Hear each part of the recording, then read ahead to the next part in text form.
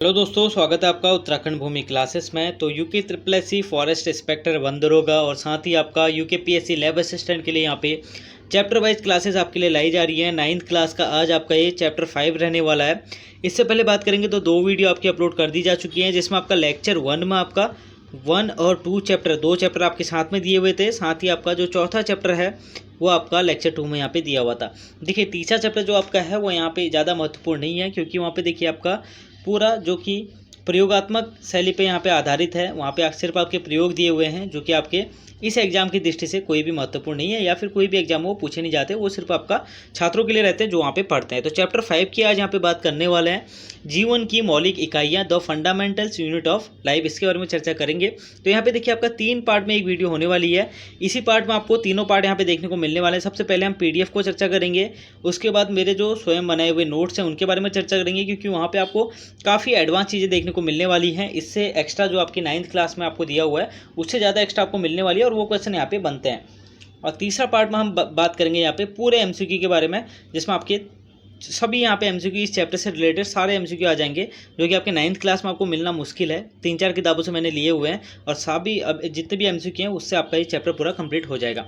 और वहाँ पे कुछ आपको ऐसे MCQ भी देखने को मिलने वाले हैं जो आपके यहाँ पे चैप्टर में कंप्लीट नहीं कराए होंगे। तो ये बात करेंगे सबसे पहले। तो देखिए सबसे पहले यहाँ पे हिस्ट्री की बात करते हैं, कैसे यहाँ पे आपका जो आपकी जीवन की मौलिक इकाइयाँ हैं, जिसमें आपका सेल आता है जो कि आपका कोशिका है, उसके बारे में यहाँ पे चर्चा करने वाले हैं। तो देखिए सबसे पहले बात आती है कि रॉबर्ट हुक कौन है। यहाँ पे देखिए आपका डायरेक्ट क्वेश्चन पूछता है कि कोशिका की खोज किसने की थी। तो यहाँ पे देखिए रॉबर्ट हुक नामक प्राणी थे। यहाँ पे देखिए आपका वैज्ञानिक है रॉबर्ट हुक, तो इन्होंने यहाँ पे आपका कोशिका की खोज की थी।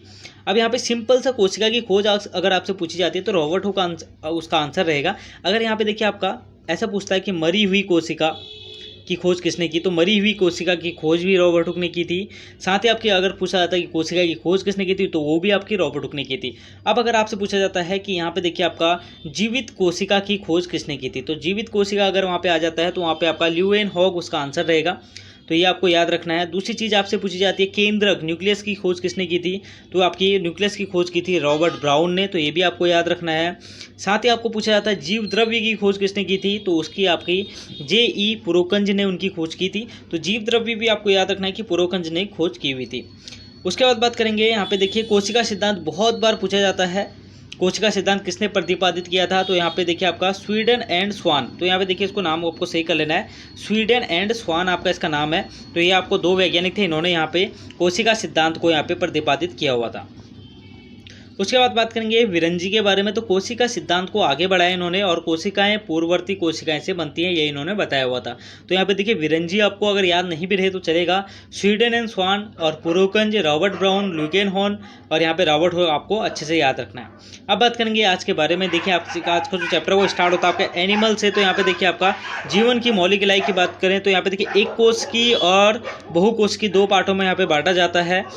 इन जीवों का शरीर सिर्फ एक कोशिका से बना होता है। जैसे आपके एग्जाम्पल आते हैं अमीबा, पैरामीशियम और बैक्टीरिया, तो ये आपके एक कोशिकीय जीव हो जाते हैं।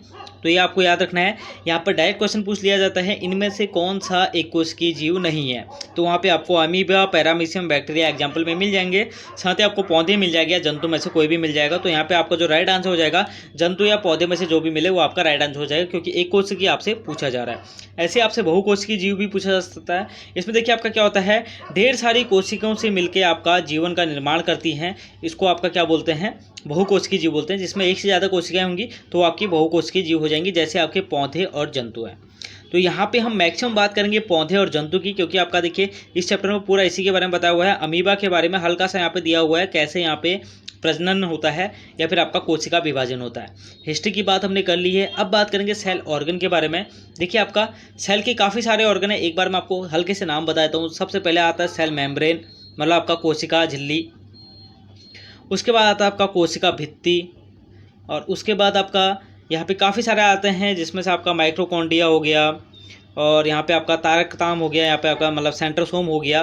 दूसरी चीज़ आपकी आ जाती है गोल्जिकाए आ जाती है, और गोल्जी बॉडी आ जाती है। काफ़ी चीज़ें आ जाती हैं, उसके बारे में हम धीरे धीरे यहाँ पे चर्चा करने वाले हैं। और जो भी चीज़ें यहाँ पे PDF पर छूटी होंगी वो आपको आगे नोट्स में देखने को मिलने वाली हैं। तो देखिए सेल मेम्ब्रेन के बारे में बात करेंगे। इसी को आपका दूसरा नाम बोला जाता है, इसको बोला जाता है प्लाज्मा मेम्ब्रेन। तो ये भी आपको याद रखना है। प्लाज्मा मेम्ब्रेन अगर आपको कहीं पे दिखता है तो वही आपका है सेल मेम्ब्रेन, जिसको आपका बोलते हैं कोशिका झिल्ली। देखिए ये सेल की सबसे बाहरी आवरण होता है। देखिए आपका इस तरीके से एक सेल होता है, ये आपकी कोशिका है। इसके अंदर आपका यहाँ पे पूरा आपका इसमें पूरा आपका लिक्विड भरा रहता है, जिसमें आपका बीच में होता है आपका केंद्रक, यहाँ पे बीच में होता है। यहाँ पे आपके जो अन्य चीज़ें हैं जैसे आपका लाइसोसोम हो गया, सेंट्रोसोम हो गया, माइटोकॉन्ड्रिया हो गया, ईआर हो गया, इस तरीके से, या फिर गोल्जी बॉडी हो गया, इस तरीके से आपके दिए होते हैं। यहाँ पे साइड में आपके लगे होते हैं फ्रैक्जिला, और यहाँ पे एक और यहाँ पे इससे बड़ा आपका बाल के आकार का होता है, वो आपका यहाँ पे लगा होता है। इस तरीके से आपको पूरे इसके बारे में जानकारी ले लेंगे। और यहाँ पे देखिए काफ़ी क्वेश्चन बनते हैं इस चैप्टर से, बहुत महत्वपूर्ण चैप्टर है। 3 से 4 क्वेश्चन आपको देखने को मिलेंगे यहाँ पे, और काफ़ी नई चीज़ आपको देखने को मिलेंगी जिस तरीके से यहाँ पे क्वेश्चन बनते हैं। तो इसके बारे में बात करेंगे सेल मेम्ब्रेन के बारे में। तो सेल की सबसे बाहरी परत होती है, लिपिड और प्रोटीन की बनी होती है। सबसे महत्वपूर्ण चीज़ आपको याद रख लेनी है, जो आपका सेल मेम्ब्रेन है, प्लाज्मा झिल्ली है, वो आपकी किसकी बनी होती है? प्रोटीन और लिपिड की यहाँ पे बनी होती है। यह मेम्ब्रेन उन पदार्थों की कोशिकाओं के, यहाँ पे देखिए इसका काम क्या होता है, जो यहाँ पे ये मेम्ब्रेन है इसका काम होता है यहाँ पे जो भी कोशिका को चाहिए होती है, जो भी आपके मेंबर है यहाँ पे, उनको यहाँ पे कुछ भी पदार्थ चाहिए होता है तो इसको ये अंदर या बाहर यहाँ पे कर देता है। तो यहाँ पे वही चीज़ लिखी हुई है। कोशिका झिल्ली के इस गुण को यहाँ पे देखिए वर्णात्मक पारगम्य झिल्ली कहते हैं। यहाँ पे देखिए इसको ये भी याद रखना आपको, वर्णात्मक पारगम्यता झिल्ली इसको आपका बोला जाता है। ये क्या करता है, आपका CO2 O2 कोशिका के यहाँ पे डिफ्यूजन जो होता है उसके माध्यम से ये उसको आपका, या फिर पानी को प्राशन के माध्यम से अंदर बाहर यहाँ पे करता है। अब यहाँ पे आपसे एक डायरेक्ट एक क्वेश्चन पूछा जाता है कि जो आपका मान लीजिए किसी भी गैस का या फिर आपका पानी का जो परासरण होता है वो आपका किस में होता है? मृत में होता है, मृत कोशिका में होगा, या फिर जीवित कोशिका में होगा? तो ये आपसे डायरेक्ट क्वेश्चन पूछा जाता है। तो ये आपको देख लेना है कि सिर्फ जीवित कोशिका में ही आपका इनका विसरण या फिर परासरण होगा, मृत कोशिका में ये चीज़ें नहीं होती हैं। तो इससे आपका क्वेश्चन भी आगे आपको देखने को मिलने वाला है। अब बात करेंगे सेल वॉल के बारे में। यहाँ पे गलत छपा, यहाँ पे कोशिका झिल्ली नहीं, कोशिका भित्ति होना चाहिए। यहाँ पे देखिए आपका कोशिका भित्ति जो आपकी होती है उसके बारे में चर्चा करने वाले हैं। तो ये सिर्फ कहाँ पाया जाता है? पादप में पाया जाता है, सिर्फ आपका प्लांट में ये पाया जाता है। ये आपको याद रखना है, क्योंकि कोशिका भित्ति डायरेक्ट पूछ लेगा आपसे कि कोशिका भित्ति किस में पाई जाती है, तो ये आपके प्लांट में पाई जाती है, ये आपकी जंतु कोशिका में नहीं पाई जाती। उसके बाद बात करेंगे यहाँ पे देखिए आपका सबसे बाहर की ये आपकी जो परत होती है वो होती है, और किससे बनी होती है? सेलुलोज से बनी होती है।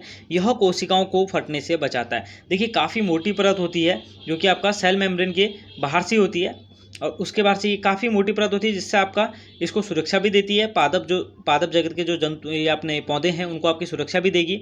और उसमें क्या होगा, कोई भी बैक्टीरिया होगी या कुछ भी उसके अंदर है तो उसको बाहर आने से रोकती है। इस तरीके से आपको इसको याद रखना है। अब बात करेंगे केंद्रक के बारे में। तो केंद्रक के बारे में बात करते हैं। देखिए न्यूक्लियस के चारों ओर एक डबल लेयर मेम्ब्रेन होती है जिसे न्यूक्लियर मेम्ब्रेन बोलते हैं। तो यहाँ पे देखिए आपका जो आपका केंद्रक झिल्ली है वो आपकी डबल लेयर होती है, ये आपको याद रखना है। डायरेक्ट क्वेश्चन पूछता है कि कौन सी डबल लेयर झिल्ली यहाँ पे पाई जाती है, किस में पाई जाती है, किस में नहीं पाई जाती। और केंद्रक झिल्ली में यहाँ पे देखिए आपका पोर्स होते हैं, छिद्र होते हैं, जिससे पदार्थ भीतर या बाहर आपके आते या जाते रहते हैं। तो वही आपका देखिए जो सेल मेम्ब्रेन थी, कोशिका झिल्ली के बारे में बात करेंगे तो वो भी आपकी सेम ऐसी ही है। और केंद्रक झिल्ली भी आपकी ऐसी होती है जिसमें जो भी आवश्यकता की सामग्री होती है, जो भी आवश्यकता चाहिए होती है, चाहे गैस का हो या फिर आपका पानी का हो या फिर आपका खनिज लवण का हो, वो अंदर बाहर जा सकता है, वो भी उनकी आवश्यकता अनुसार ऐसा इसमें होता है। अब उसके बाद बात करेंगे केंद्रक में क्रोमोसोम पाए जाते हैं जो धागे की तरह यहाँ पे संरचना होती है। तो काफ़ी महत्वपूर्ण है, जो कि आपका न्यूक्लियस में क्या पाया जाता है? क्रोमोसोम पाया जाता है। और क्रोमोसोम में आपका क्या होता है? यहाँ पे जीन्स लगे होते हैं जिसमें आपका DNA होते हैं और तथा आनुवंशिक गुणों का वहन करते हैं। तो सभी लोगों को पता होगा, इसको आपको अच्छे से याद भी रख लेना है। जो आपका केंद्रक है उसमें क्रोमोसोम पाया जाता है, साथ ही उसमें जीन्स और DNA भी होते हैं। अब बात करेंगे कुछ जीवों के केंद्र में रिप्रोडक्शन की भूमिका निभाते हैं। इस प्रक्रिया में एक कोशिका विभाजित होकर 2 कोशिका बनाती हैं, जैसे अमीबा। अब देखिए एग्जांपल के तौर पे क्या होता है, अमीबा का आकार कैसे भी हो सकता है। मान लेते हैं इस टाइप का आपका अमीबा है, ये इसका आपका क्या है? न्यूक्लियस है। उसके बाद क्या होता है, अमीबा का आकार चेंज हुआ और केंद्रक आपका इस तरीके से बन जाता है। दूसरी पोजीशन ये है आपकी। तीसरी पोजीशन की बात करें तो तीसरी पोजीशन में क्या होगा, देखिए इस तरीके से आपका दिखने लग जाएगा और इस तरीके से इसका केंद्रक दिखने लग जाएगा। चौथी पोजीशन क्या होगी, ये तीसरी पोजीशन है। चौथी पोजीशन की बात करें तो चौथी पोजीशन आपकी क्या होती है, इस तरीके से यहाँ पे एक आपका अमीबा बन चुका है और दूसरा अमीबा आपका ये बन चुका है। तो एक कोशिका से ही 2 कोशिका यहाँ पे बन चुकी है। इस तरीके से यहाँ पे रिप्रोडक्शन रहता है, प्रजनन की क्रिया इस तरीके से अमीबा में होती है, या फिर एक कोशिकीय जीवों में इस तरीके से आपका रिप्रोडक्शन होता है। अब बात करेंगे कुछ जीवों में केंद्रक झिल्ली से घिरे नहीं होते हैं, बिखरे होते हैं, इन्हें प्रोकैरियोटिक जीव कहते हैं। इसके बारे में जो मैंने नोट्स बनाए हैं उसमें आपको पूरी मिल जाएगी, यहाँ पे पूरा कुछ दिया हुआ नहीं है, तो इसके बारे में हम पूरी चर्चा करने वाले। प्रोकैरियोटिक और यूकैरियोटिक से यहाँ से भी क्वेश्चन आपका बनता है। अब बात करेंगे अंतः प्रद्रवी जालियाँ, जिसको आपका इंटोप्लाज्मेटिक रेटिकुलम यहाँ पे बोला जाता है। नलिकाओं का एक समूह होता है, दो प्रकार की होती हैं, एक होता है रफ ईआर, एक होता है स्मूथ ईआर। अब देखिए यहाँ पे जो आपका जो खुरदुरा ईआर है और एक आपका होता है चिकना ईआर। तो यहाँ पे देखिए इनका काम क्या होता है, काफ़ी महत्वपूर्ण क्वेश्चन यहाँ से बनता है आपका। जो राइबोसोम होता है वो आपका कहाँ पे लगा होता है, रफ ईआर में लगा होता है, सीधे क्वेश्चन पूछा जाता है। और ईआर क्या है आपका, अंतः प्रद्रवी जालियाँ इनको बोला जाता है हिंदी में। अब बात करेंगे जो रफ ईआर होता है उसका काम क्या होता है, यह प्रोटीन का संश्लेषण करता है। तो यहाँ पे और सीधे क्वेश्चन बनता है आपसे कि प्रोटीन कौन बनाता है, तो वो राइबोसोम बनाता है। और राइबोसोम कहाँ होता है, ईआर के रफ साइड में आपका ये आपका राइबोसोम लगे होता है। इस प्रोटीन को कोशिका के अन्य अंगों में भेज दिया जाता है, ये भी इसी का काम होता है। उसके बाद बात करेंगे स्मूथ ईआर की। तो स्मूथ ईआर आपका क्या करता है, फैट को संश्लेषित यहाँ पे करता है। तो ये भी आपको याद रखना है, स्मूथ ईआर का फैट को संश्लेषण करता है। और अगर बात करें रफ ईआर की, तो वहाँ पे राइबोसोम इनका संश्लेषण वहाँ पे किया जाता है। ईआर का मुख्य कार्य यहाँ पे कोशिका के विभिन्न अंगों के बीच प्रोटीन को सप्लाई करने के लिए पाइप की तरह भी यहाँ पे कार्य करना है। तो यही ईआर का भी काम होता है। उसके बाद बात करेंगे गोल्जी काय का, वो भी आपका इसी तरीके का काम करता है। यहाँ पे देखिए उसके अलावा यहाँ पे एक चीज़ और लिखिए, कुछ जंतुओं के लीवर में SER विष के प्रभाव को कम करती है, इसे यहाँ पे एंटीटॉक्सिन कहा जाता है। देखिए कुछ जंतुओं में क्या होता है, आपका जो आपका सॉफ्ट ईआर है वहाँ पे विष के प्रभाव को खत्म कर देती है, मतलब वहाँ पे एक एंटीटॉक्सिन काम करने लग जाता है। कुछ ही जीवों में ये चीज़ होता है। तो यहाँ पे आपका अगर पूछता है कि वो कहाँ से करता है, तो वो लीवर से करता है, ये आपको याद रखना है।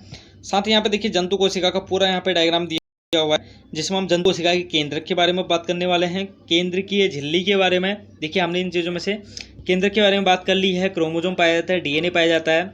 केंद्र की झिल्ली दोहरी झिल्ली यहाँ पे पाई जाती है, चिकनी अंतर्द्रव्य जालिका, जिसमें हमने सॉफ्ट ईआर के बारे में बात कर लिया है। यहाँ पे क्या होता है, आपका फैट होता है। उसका गाल्जी उपकरण क्या हम बात करने वाले हैं। प्लाज्मा झिल्ली की हमने बात कर ली है, सबसे बाहरी आवरण है।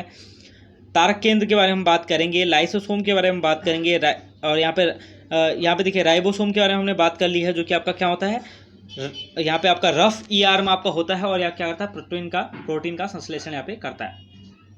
उसका बाद हम माइटोकॉन्ड्रिया के बारे में बात करेंगे।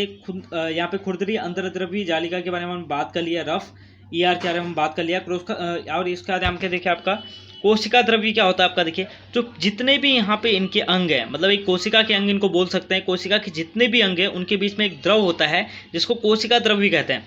इसका काम क्या होता है, इन लोगों को आपस में टकराने से रोकने का काम होता है, और साथ में ये अपना आसानी से घूम सकते हैं, ये इनका काम होता है। तो कोशिका द्रव्य के बारे में हमने यहीं पर बात कर ली है। अब बात करेंगे आगे गोल्जी काय के बारे में। देखिए कैमिनी गोल्जी ने इनका खोज किया था। यह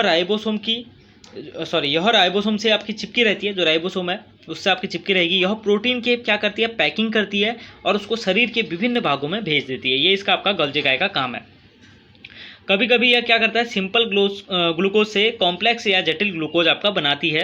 और साथ ही आपका बहुत महत्वपूर्ण है, यहाँ पे देखिए आपका जो लाइसोसोम है उसका ये निर्माण करती है। ये आपको याद रखना है, जो आपकी गोल्जी बॉडी है, गोल्जी काय है, वो आपका लाइसोसोम का निर्माण यहाँ पे करती है। अब बात करेंगे लाइसोसोम होता क्या है। देखिए आपका मेम्ब्रेन से घिरी थैली जैसी एक संरचना है आपकी, ये भी मेम्ब्रेन से घिरी रहती है। और इसमें क्या होते हैं, आपके डाइजेस्टिव एंजाइम आपके भरे होते हैं। ये आपका क्या काम करता है उसके बारे में चर्चा करेंगे। देखिए यह कोशिका के टूटे फूटे मरे अंगों को डाइजेस्ट करके कोशिका को साफ करता है। तो ये किसका काम है, लाइसोसोम का काम है। क्या करेगा, कोई भी कोशिका आपकी टूट फूट जाती है तो उसको ये डाइजेस्ट कर जाता है या उसको पचा देता है। इसी को आपकी आत्महत्या की थैली, यहाँ पे देखिए यहाँ पे लिखा हुआ है आत्मघाती थैली, आत्महत्या की थैली, या फिर इसको बोलता है सुसाइड बॉम्ब भी इसको बोला जाता है। और इसमें एक जो एंजाइम होता है, वो एंजाइम कौन यहाँ पे देता है, यहाँ पे देखिए जो रफ साइड का ईआर है वो या एंजाइम को बनाता है। तो ये आपको अच्छे से नोट करना है कि जो आपका रफ साइड का यहाँ पे ईआर रहता है वही इस एंजाइम को बनाता है। और इस एंजाइम का अगर बात करें तो हाइड्रोलिटिक एंजाइम इसको बोला जाता है। तो यहाँ पे देखिए ये एंजाइम का नाम भी याद रखना है, हाइड्रोलिटिक एंजाइम यहाँ पे इसको बोलते हैं। और ये आपका RER द्वारा बनाया जाता है। तो लाइसोसोम आपको याद हो गया होगा कि आत्महत्या की थैली है। अब बात करेंगे माइटोकॉन्ड्रिया के बारे में। तो माइटोकॉन्ड्रिया क्या होता है आपका, देखिए डबल लेयर मेम्ब्रेन यहाँ पे होती है। तो माइटोकॉन्ड्रिया में भी आपका डबल लेयर होती है, ये आपको याद रखना है। भीतर की मेम्ब्रेन बहुत ही अधिक फोल्डेड होती है, जिससे कि होने वाली रासायनिक क्रिया में अधिक क्षेत्र मिल सके। देखिए किस तरीके से होता है, ये आपका मान लीजिए माइटोकॉन्ड्रिया है, इसके अंदर की जो लेयर होती है वो इस तरीके से होती है। देखिए बहुत ज़्यादा फोल्डेड होती है, जिससे आपका जो यहाँ पे अभिक्रिया होनी है उसमें आपका टाइम मिल सके।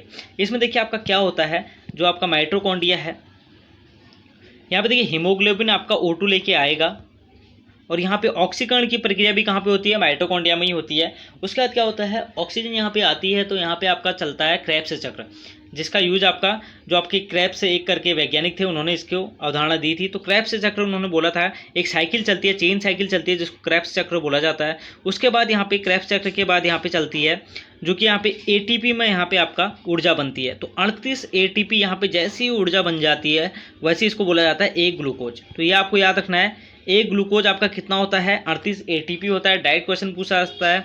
या फिर जो माइटोकॉन्ड्रिया के अंदर की दीवार होती है जिसको क्रिस्टी बोला जाता है, वो भी आपको याद रखना है। ये आपसे पूछा जाता है कि माइटोकॉन्ड्रिया की जो अंदर की एक भीतर की परत होती है उसको क्या किस नाम से जाना जाता है, तो उसको आपका क्रिस्टी नाम से यहाँ पे जाना जाता है। तो यहाँ पे देखिए भीतर की मेम्ब्रेन बहुत अधिक फोल्डेड होती है जिससे उसमें होने वाली रासायनिक क्रिया को अधिक क्षेत्र मिल जाता है। साथ ही अगला पॉइंट दिया हुआ है, कोशिका का पावर हाउस इसको बोला जाता है। एटीपी के रूप में ऊर्जा संचित रहती है।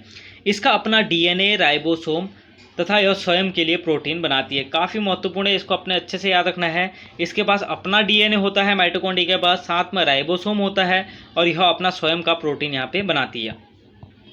अब बात करेंगे प्लास्टिड के बारे में। देखिए आपका प्लास्टिड क्या होता है, केवल पादप कोशिकाओं में होता है। प्लास्टिड दो प्रकार का आपका होता है। यहाँ पे देखिए आपका क्रोमोप्लास्ट और यहाँ पे ल्यूकोप्लास्ट, जिसमें आपका क्रोमोप्लास्ट क्या होता है, रंगीन होता है, और ल्यूकोप्लास्ट आपका क्या होता है, श्वेत या रंगहीन होता है। अब बात करेंगे देखिए आपका हरित लवक के बारे में, जो कि आपका हरे पौधों की जो पत्तियां होती हैं उसमें कौन सा होता है, तो रंगीन होता है, तो क्लोरोप्लास्ट उसको बोला जाएगा। तो यहाँ पे देखिए आपका पादप कोशिका में आपका ल्यूकोप्लास्ट और क्लोरोप्लास्ट आपको याद रखना है, श्वेत या फिर रंगहीन होते हैं वो आपके ल्यूकोप्लास्ट होते हैं। जिनमें आपका देखिए क्रोमोप्लास्ट के क्लोरोफिल भरा होता है, जिसमें आपका देखिए क्लोरोफिल भरा होता है उसे आपका क्लोरोप्लास्ट बोला जाता है। और ल्यूकोप्लास्ट में आपका स्टार्च, प्रोटीन और ऑयल यहाँ पे भरा रहता है। ये भी आपको अच्छे से याद रखना है। जो ल्यूकोप्लास्ट है उसमें आपका स्टार्च हो गया, प्रोटीन हो गया और ऑयल यहाँ पे भरे रहते हैं। वो बाह्य संरचना में माइटोकॉन्ड्रिया जैसी ये दिखते हैं। डीएनए और वैगुल्स यहाँ पे रखते हैं। ये भी आपका राइबोसोम यहाँ पे रखता है। ये भी आपको याद रखना है। डीएनए, वैगुल्स और राइबोसोम यहाँ पे आपका उपस्थित रहता है। किसमें आपका, जो कि आपका प्लास्टिड है, लवक है। अब उसके बाद बात करेंगे यहाँ पे माइटोकॉन्ड्रिया के बारे में हमने चर्चा कर ली है। अब देखिए राजधानी होती है। देखिए राजधानी क्या होती है, जंतु में सबसे छोटी होती है। देखिए जंतु में काफ़ी छोटी होती है। वैगुल्स की बात कर रहे हैं, राजधानी की बात कर रहे हैं। यहाँ पे जंतुओं में काफ़ी छोटी है और प्लांट में काफ़ी बड़ी ये होती है। और जो पादप वैक्यूल्स हैं उसमें आपका देखिए क्लोरोप्लास्ट में यहाँ पे भरा रहता है। पौधों के लिए आवश्यक एमिनो एसिड इसमें रहता है, ग्लूकोज इसमें रहता है और प्रोटीन भी इसमें रहता है। ये भी आपको याद रखना है। साथ ही यहाँ पे देखिए आपका कुछ एक कोश की जीवों में अपशिष्ट पदार्थों को शरीर से बाहर निकालती भी ये आपकी काम करती है। तो यहाँ पे देखिए राजधानी के बारे में आपको इतनी चीज़ें नोट कर लेनी है। अब इसके अलावा जो भी है वो मैं यहाँ पे अपने नोट्स के हेल्प से आपको दिखाता हूँ। जितनी भी चीज़ें यहाँ पे छुट्टी है वो वहाँ पे आपको मिल जाएंगी। उसके बाद हम पूरे चैप्टर की यहाँ पे एमसीक्यू सॉल्व करने वाले हैं।